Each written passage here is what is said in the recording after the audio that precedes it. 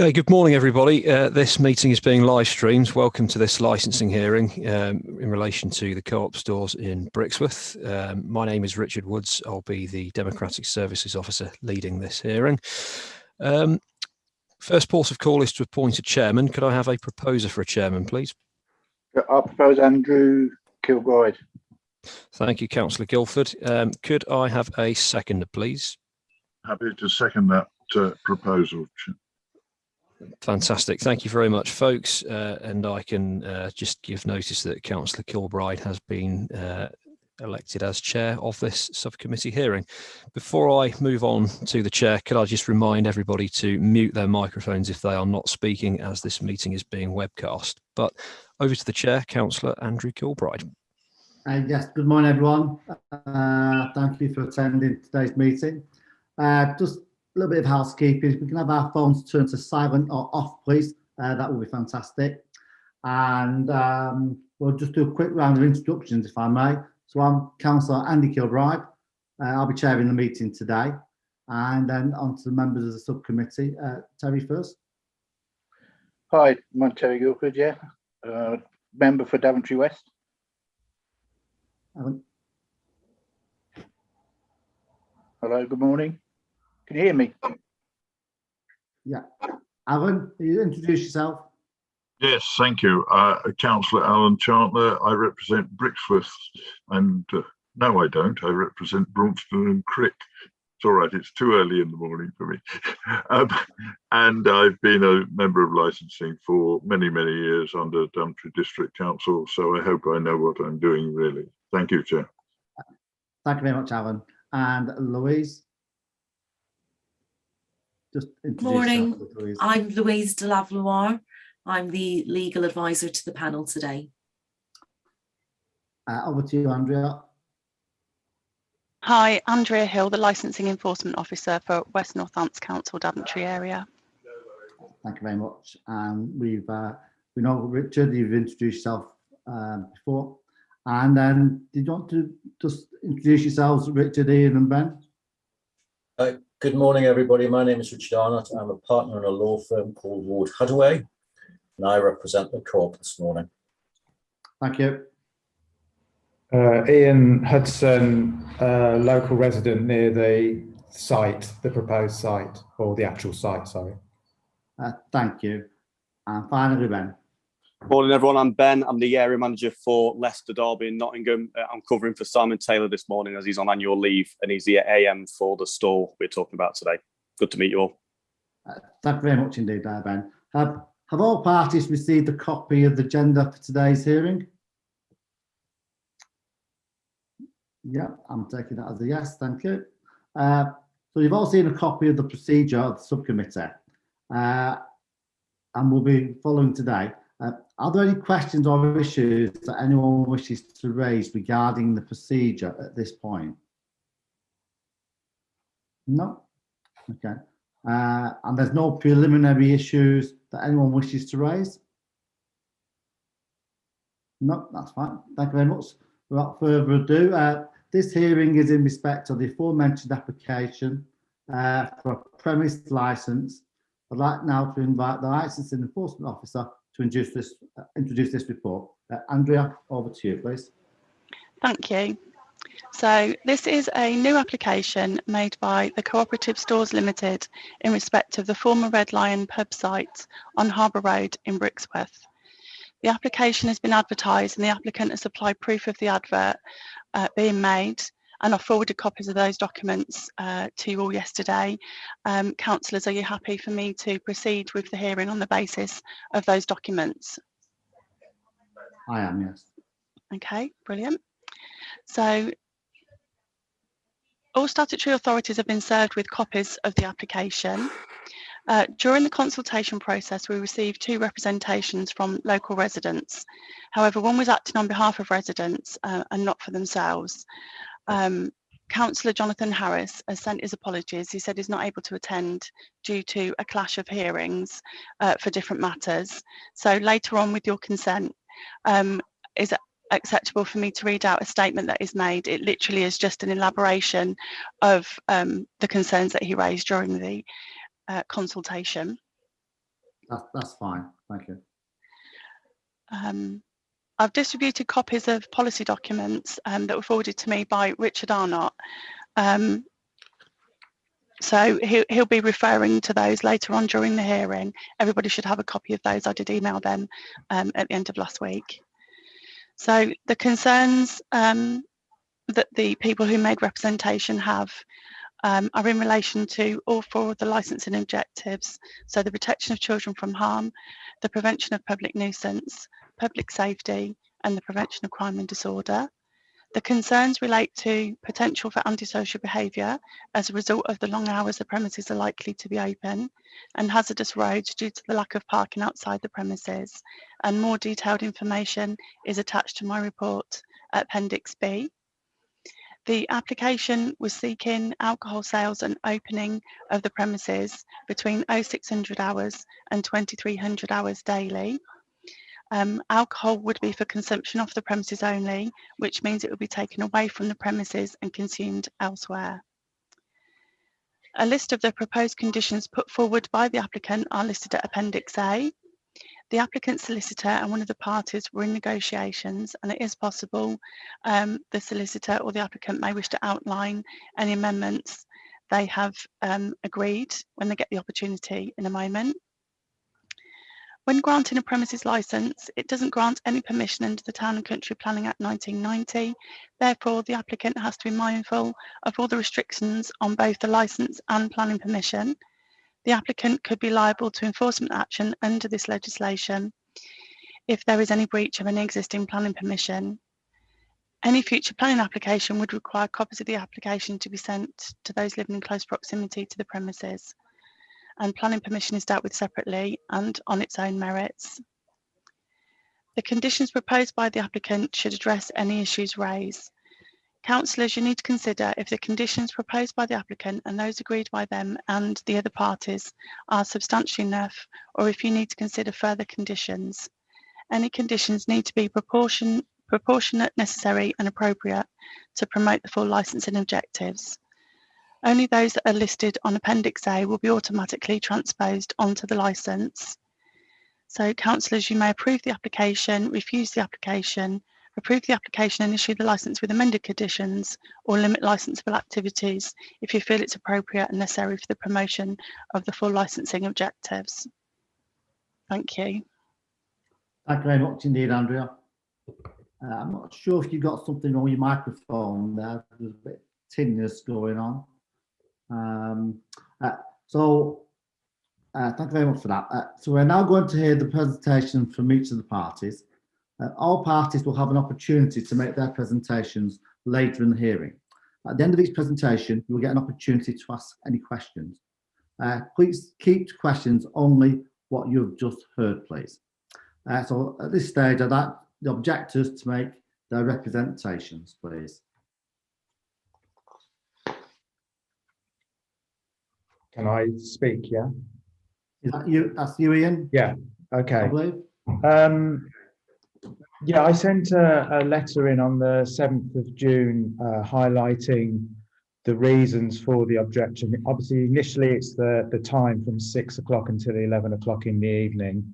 And as I stated, Brixworth has suffered from antisocial behaviour recently, and providing a licence for these times could potentially only compound this issue. The Red Lion site itself, for those who don't know, is located between two public houses, one 50 metres, 75 metres away, the other one 150 metres maximum away. I would also refer you to an appeal decision. The reference was in my letter from 2015, which was for a proposed Chinese takeaway right next door to the planned site. And there the inspector refused the application, and one reason being made related to antisocial behaviour. Therefore, if an inspector refuses an application for this reason for a takeaway, then isn't it fair to assume that the selling of alcohol is also somewhat questionable in encouraging antisocial behaviour? The location itself is in a conservation area and a mainly residential area both ways, and therefore must be protected from potential antisocial behaviour, and the highways firmly objected to the location of the site itself due to the potential dangers to both pedestrians and road users alike. In addition to that, I would also add that there is already a store, Brixworth stores, about 200 metres up the road that sells alcohol between the hours of 6 until 6. So that's 12 hours a day, and on Sundays until just after midday.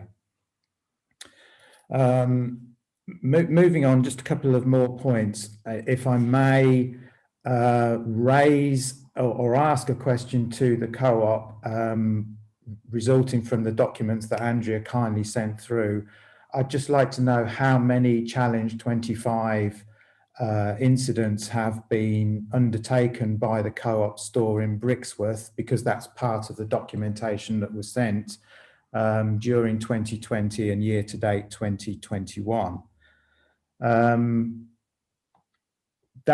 That's really my objection, mainly focusing on the potential for antisocial behaviour. Even within the last couple of days, outside my property, we've got broken glass on the grass verge as a result of, shall we say, discussions after the football resulting from the public house up the road. So, and then we've got the country park down the road, and I'm sure you're all aware of the regular incidents that occur down there. That's not to say, obviously, that they're all alcohol related, but antisocial behaviour does occur in the village.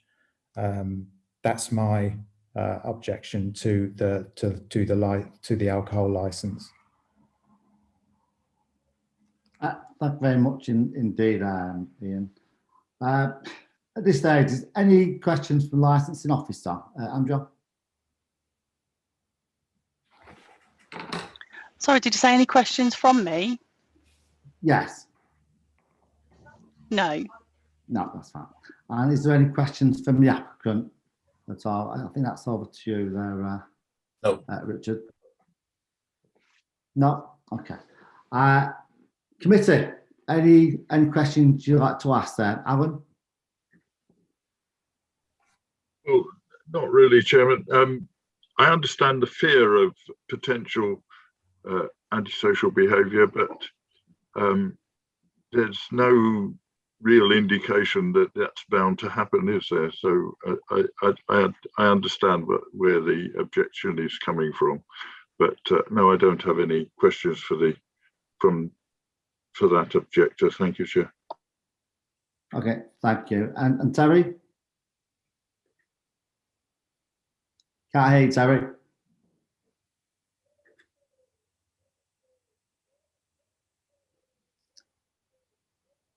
Can't hear you, Terry. Okay, can you hear me now? Yeah, Yeah. so I can only echo what Alan's just said. I mean, there's no reason why. Okay.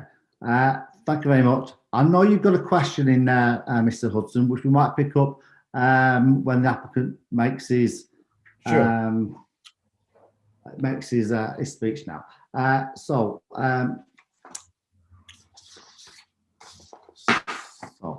Over to the applicant, please. Thank you. So would it not be for Andrea to read out the statement that she has from the remaining objector? Did you want to do that, Andrea? I mean, if that's okay. Yes. Yeah, okay, thank you. So this is the statement from Councillor Jonathan Harris. I'll read it word for word. The existing co-op store in Brixworth has operated perfectly well with a licence for the sale of alcohol between the hours of 7 AM and 10 PM for many years. This matches the current store's opening hours. There appears to be no evidence to suggest that demand for alcohol sales or general store sales is such that an extension of 1 hour at the beginning and the end of the trading day is required. A visit to the store after 9:30 PM in the evening will bear witness to the low volume of customers at that time. On this basis, there appears to be no reason for an extension to the hours of 7 AM to 10 PM being granted.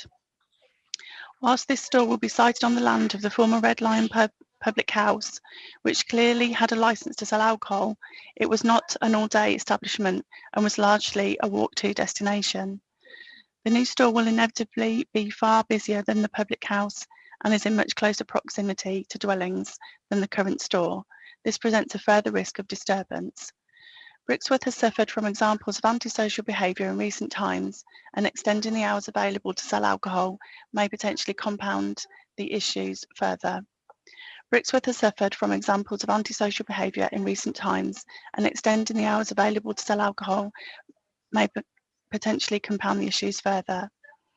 It's noted that the materials are provided by the applicant, the Age Matters briefing pack and the core colleague induction, but please consider that the materials are only as good as the training or briefing carried out for all colleagues, along with the actual practices carried out in store. There appears to be no specific reference to the issues of handling of or procedures for antisocial behaviour. Proactive discussions have taken place with management from the Co-op on a wide range of issues, and we've been assured that opening hours at the new site will match the opening hours at the existing store. Therefore, this negates the need for a longer licence.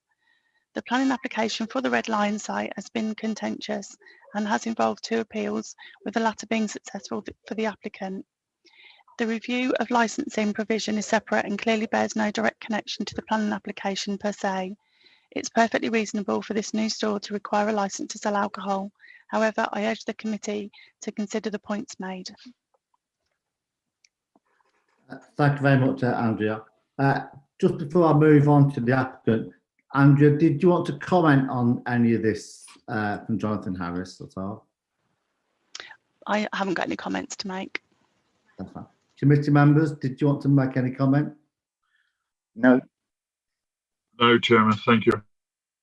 No. I'll open it up to yourself as well, Mr. Arnott. Or did you want to cover that when you do your speech? I'll deal with everything if you don't mind in my submission. That's fine. Okay, let's move on then. Thank you very much indeed. Over to yourself then. Chair, members of the committee, I won't take up any of your time this morning describing who the Co-op are. I'm sure you're more than familiar with the brand. So we are the 6th largest retailer in the country, 2,500 stores, something like 80,000 people working in food alone, world's largest consumer cooperative with around 8.2 million members. And all being well, and today is obviously a significant part of all being well, the former Red Lion site will be relaunched as a new Co-op convenience store in May next year. There is an existing store nearby in Brixworth that will close, and it will relocate to this particular premises. I've provided you with what we call a block plan. I don't know whether you've seen that. That's just to give you an idea of the location, the shape, and the general layout of the vicinity. I hope that is helpful. The site having previously been a pub, obviously it had a premises license. So whilst not strictly relevant, it is worthy of note, I think, that that pub had opening hours on a Friday and Saturday, midnight, midnight, Sunday and Thursday, midnight. So it traded a lot longer than we would ever hope to trade. Having said that, that license is now gone, so we have to apply for brand new licenses, which is what the process is today. Now, being a convenience store, part of that convenience to our customers, whether they're popping in for the family shop or topping up the fridge or larder, is for them to be able to buy alcohol from us, as well as everything else that they might need. Around, well, a store of this size, we would estimate that alcohol represents only around 15% of turnover. So if we do the maths, 85% of what we would anticipate selling, groceries, household products, etc. This would never be a dedicated off license in the sort of booze buster sense, or Threshers as was. It's a convenience store that has, as most convenience stores now do, ancillary alcohol sales. We've been around the Co-op for a very long time, around 170 years. We have a lot of stores, as I've just described there. We are a significant movement, and we understand our responsibilities. We know what you expect of us, our neighbours, the responsible authorities, and everybody else. And we invest a lot of time and effort in developing and applying policies and procedures to make sure that we don't let anybody down. Each region has a risk manager. His or her job to liaise with statutory authorities, problem sort them out quickly, but also together with training colleagues to ensure that those policies and procedures are applied at the cold face. I know there was a certain degree of cynicism expressed as to whether our policies are indeed applied, and they are. They have to be, because that is one of the ways in which an individual store is marked, graded, how diligent they are in applying the things that we expect of them. The Co-op as an organisation is quite risk averse, so getting it wrong is risk. Getting it right is as much about self-defence, so we do our very best to make sure that we do always get things right. New member of staff gets an induction. That typically takes around 4 hours. At the end of that induction, there is an exam. You have to pass that exam or you don't go anywhere in the business. That being said, you're still not allowed anywhere near an age-restricted product. We have another system that we call a buddy system, which is a term that we take from diving. New members of staff are allocated a sort of new best friend within the business, and they keep an eye on that new employee. So you pass your exam, you still can't sell alcohol. You satisfy your buddy, still can't sell alcohol. There is a further process called lockdown. We've been using that term for a very long time. And the way that lockdown works is that not only is your buddy happy, not only have you passed the exam, but the store manager has to be happy as well. And the point of that is to ensure that we can have confidence in an individual, not only that they know the law, know what's expected of them, but they will apply it, so that they will challenge people, so that they will stand up for themselves and for the business. And typically that whole process takes around 4 weeks. So from the moment you start to the moment you are potentially allowed to sell alcohol takes a period of time. It certainly wouldn't happen on day one, that's for sure.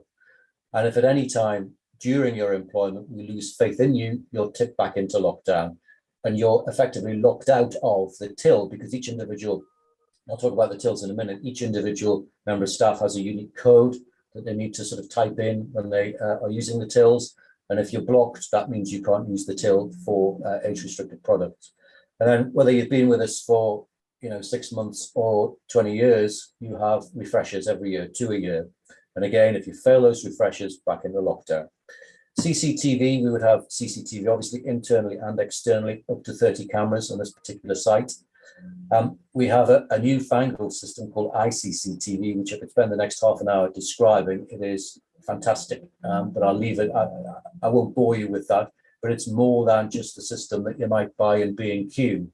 It is a very sophisticated system. We have H-prompt tills as well. When I started doing this job all these years ago, these things didn't exist, and those sort of mechanical tills. Think of our tills as computers. Every product is barcoded. So when a cashier tries to sell alcohol, for instance, the till recognizes it as that, and then there's a screen, and the screen then reminds the cashier the steps that they have to go through.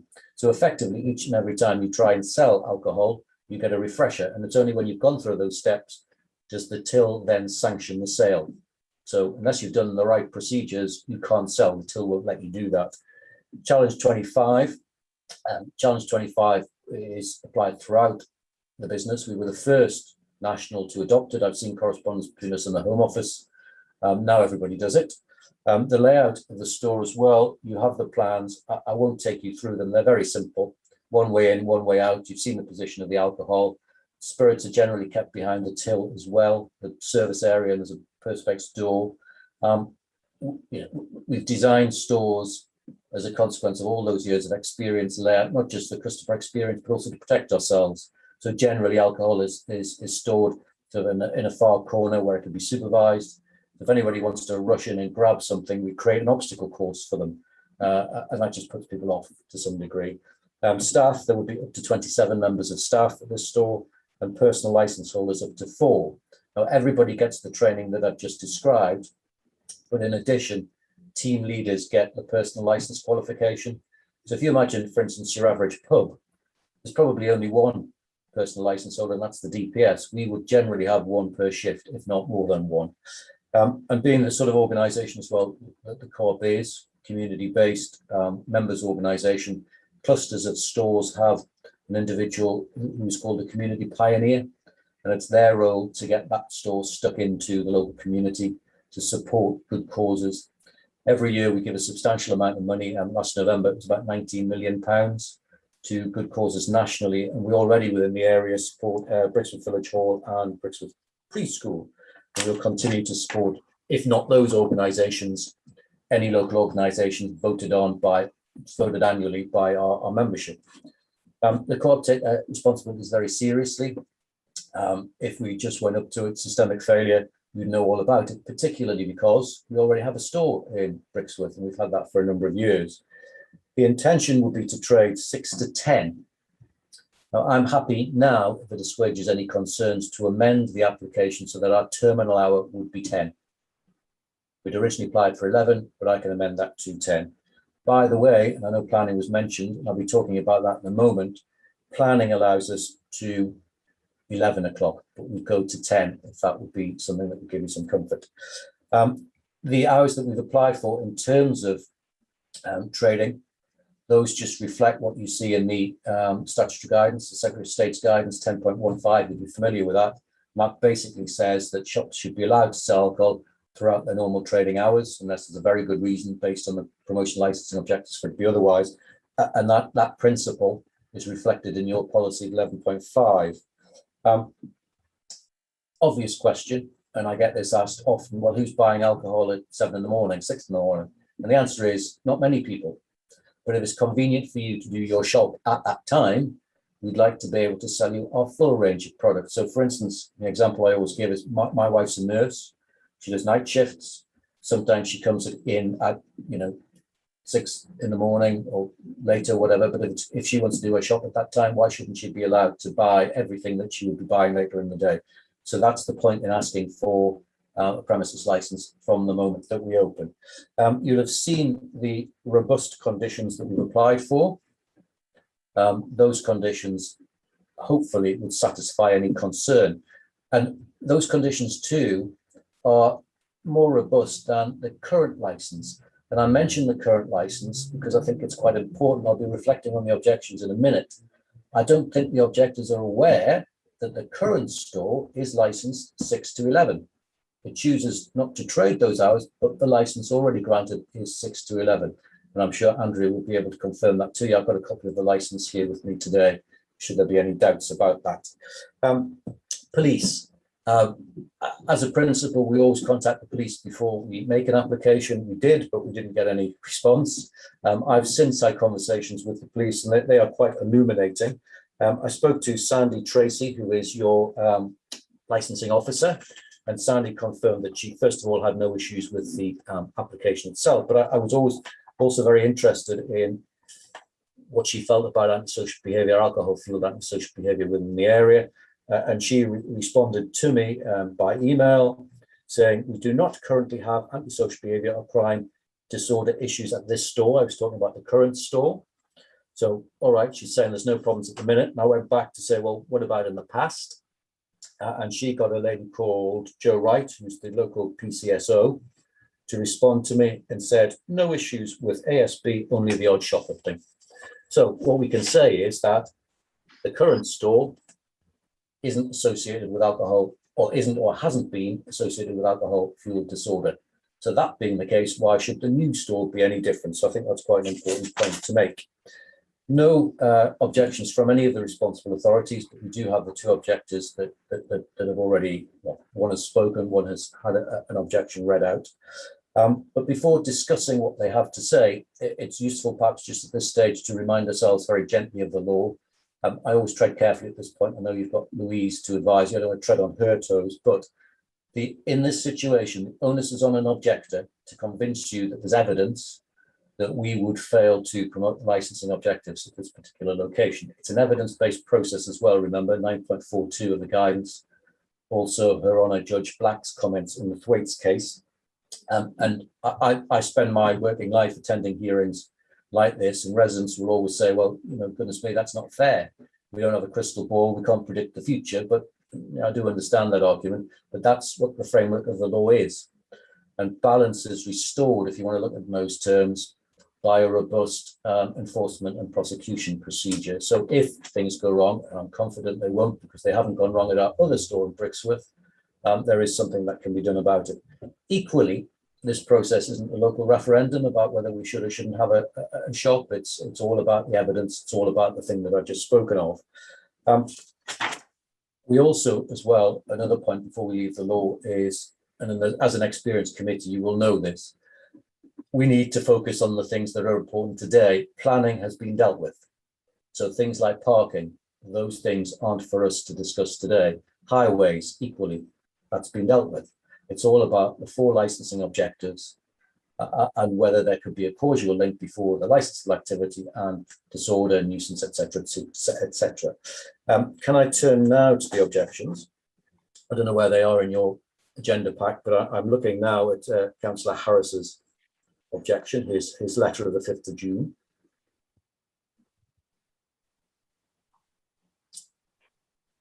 He says in his second line, existing co-ops operate perfectly well with license for sale of alcohol between the hours of 7 a.m. and 10 p.m.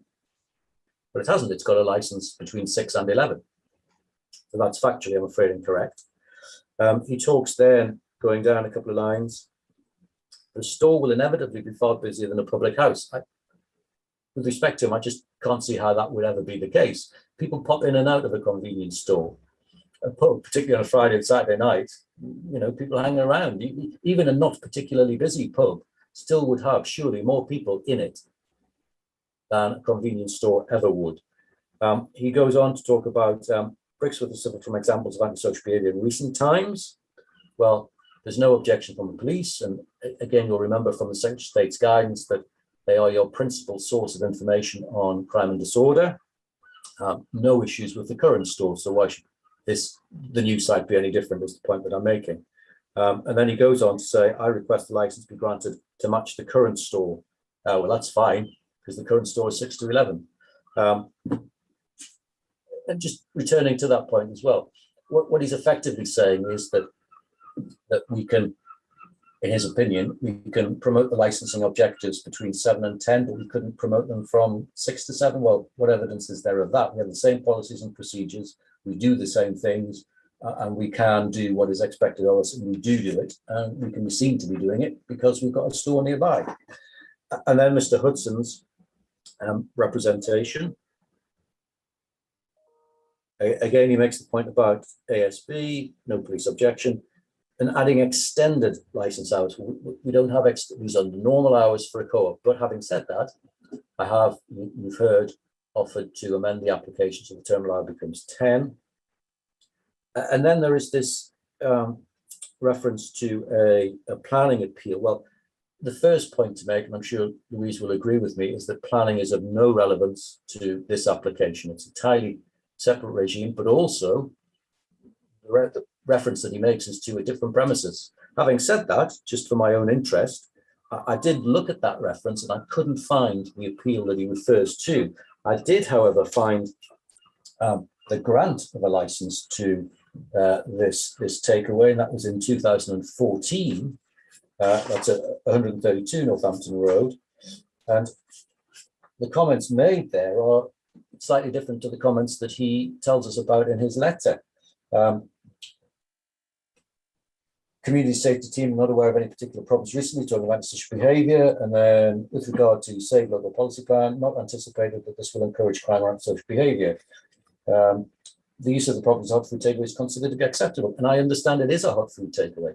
But in any event, I go back to that fundamental point, which is it's got nothing to do with this particular application at all. Equally, conservation area, that's not relevant. That's planning, highways, planning, parking as well. That's planning as well. And planning has been dealt with. Talks to finally about need. And as we know from, again, the Secretary of State's guidance, need is not a relevant consideration for you today. That's a commercial decision. We have planning. This is the next step, licensing application. And with all due respect to our objectives, we are perfectly capable, willing, able to promote the licensing objectives and to not cause any disturbance to anybody at this particular store. I appreciate Mr. Hudson possibly just doesn't want a store across the road from where he lives. But with all due respect to him, planning's granted, and this is the next stage. And I hope we're able to convince you that we're able perfectly well to do what you expect of us.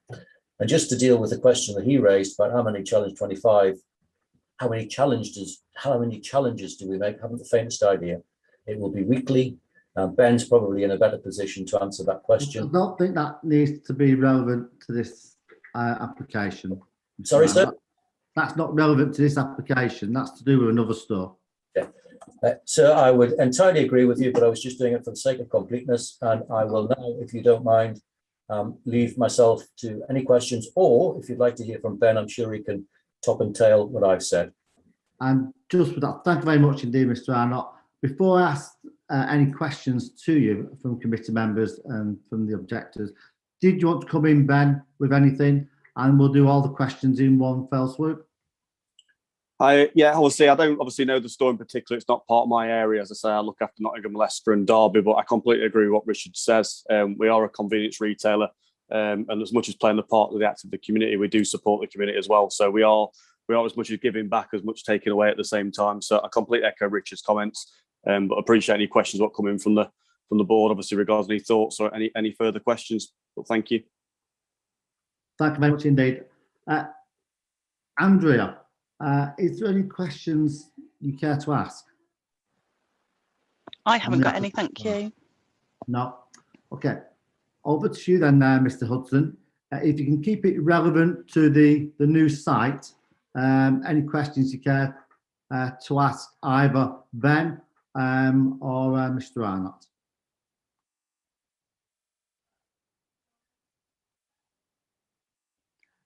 You're on mute, Mr. Hudson.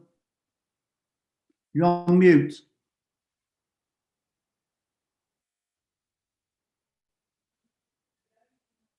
Still on mute.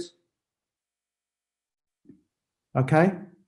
That's it. Fantastic. Yeah, just a couple of points that were made during the speech there. I'm actually looking at that appeal decision that I documented, and just to read out what Mr. Jameson Bridgewater said, because he questioned what I wrote. The council's crime prevention design officer has stated that the proposal could result in an antisocial behaviour by way of creating another gathering place for youths similar to the convenience retail store in the village. So I'm just saying that, and his conclusion was, I think we just need to keep it to questions here, Mr. Hudson. No, but if at this stage, the gentleman couldn't find the appeal decision, so I was just pointing that out. No, I mean, you'll have time to sum up. Sorry? You'll have time to sum up at the end. No, that's fine. To be honest, just one thing that I would allude to is that the new location is away from the centre of the village, or shall we say the known centre of the village, next to the location of the other shops. So that would result in more traffic. That's all I really want to say. I've got nothing else to say. Thank you. Okay, thank you very much indeed. Committee, Terry, do you have any questions? Yeah, could I just ask one question for the guy from the co-op regarding ongoing training? Is the training of the staff updated regularly?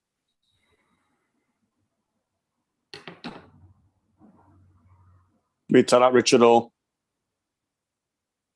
Ben, why don't you, as an ops manager, why don't you take that? Yeah, so thanks for the question. I suppose just to sum it up, we carry out various times of kind of different types of training throughout the year. Some are revisited more than often, like Richard said. So we do visit the age-related sales policy, and that covers everything from under 25 challenges to proxy sales, to kind of sales under the influence of alcohol. That covers a wide range of sales in particular. But we do various courses, and these are updated and online. So these aren't just a one-on-one session between two colleagues. These are taking place on an electronic device, and the recording of the kind of training is kind of submitted on the filing system. So all the training is recognised, all the conversations are recorded, and it's an actual online portal which is specifically for that colleague. So they have their home training portal, which is through My HR. They can log in, they can see all their training, and it also alerts them when they have to carry out that training within a set kind of time period. The training covers off everything from licensing to health and safety, to risk, how to deal with theft, how to deal with abusive kind of customers, all the way through to quality of products, filling of deliveries and receiving of deliveries. So that the kind of range of training, Terry, is covered with that wide range of skills, and this is updated on a regular basis. It's not just a one-off training course, kind of once every 3 or 4 years, or once they've took on.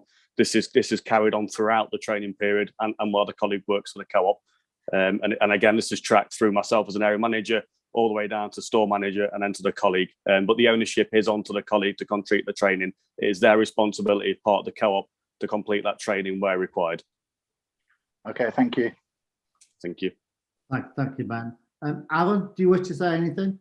No questions or comments at this stage. Thank you, Chairman. Thank you, Alan. I've got no questions myself. It was quite an extensive application, what you've done there, Mr. Arnott, and I've listened to Ian as well. So it's quite something to think about here. I'll just ask everyone to sum up now, if I can. You don't need to repeat the whole of your presentation, just a light overview, if you can, please. And we'll kick off with Andrea, if we can, please. Andrea, you like to just sum up?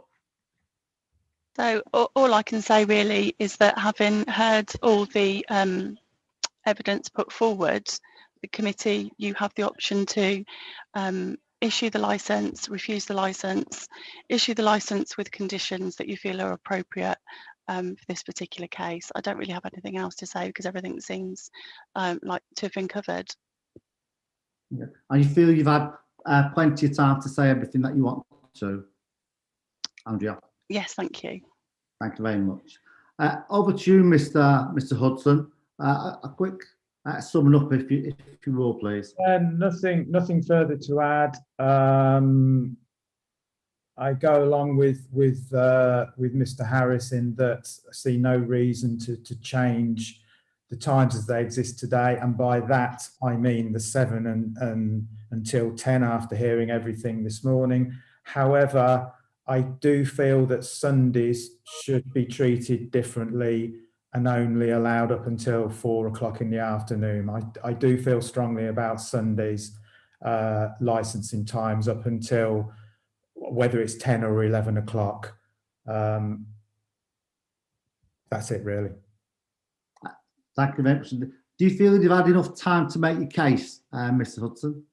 Yeah, it's fine. Yeah, obviously this is only relating to the license, but one correction to Mr. Arnott. I don't live across the road from the new location.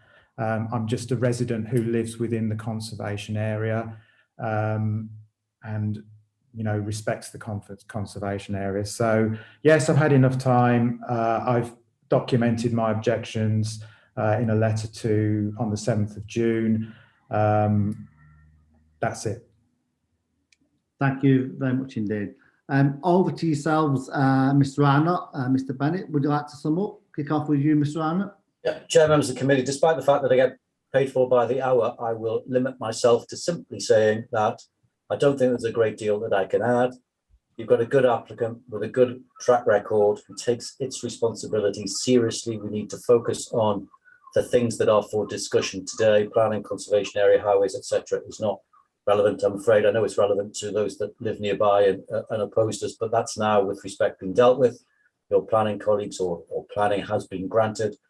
And just one final point, Sundays, effectively, if you were to curtail our hours on Sundays, you'd be saying to us, with respect, that we're not capable of promoting the licensing objectives after a particular time. If you had 4 in mind, whatever it was, with all due respect, that would not be right. That would not be an evidence-based decision. So I would urge you not to consider that. And, people have a normal shopping day on a Sunday. Again, you work shifts, do different things. And, I understand the sensitivities over Sundays, but the fact of the matter is it's a framework that we're dealing with, that we're working within. And there is no evidence to suggest that we'd be incapable of promoting licensing objectives after any sort of arbitrary time, whether it be a Sunday, Monday, Tuesday, Wednesday. So I shall leave it there. Thank you. And the same question too. Do you feel like you've had enough time to get your case over, Mr. Arnott? I have, yes. Thank you, sir. Fantastic. Mr. Bennett, did you want to say anything? No, just echo Richard's comments. Nothing else to add. Thank you. I'm happy with the time. You feel like you've had enough time as well? Fine. Thank you. Brilliant. Thank you very much. Okay, then, what we'll do now is we will retire to make our decision. We'll ask Democratic Services to put everybody in the waiting room, and we'll make our decision and come back, if that's all right. Probably about 20 to 30 minutes.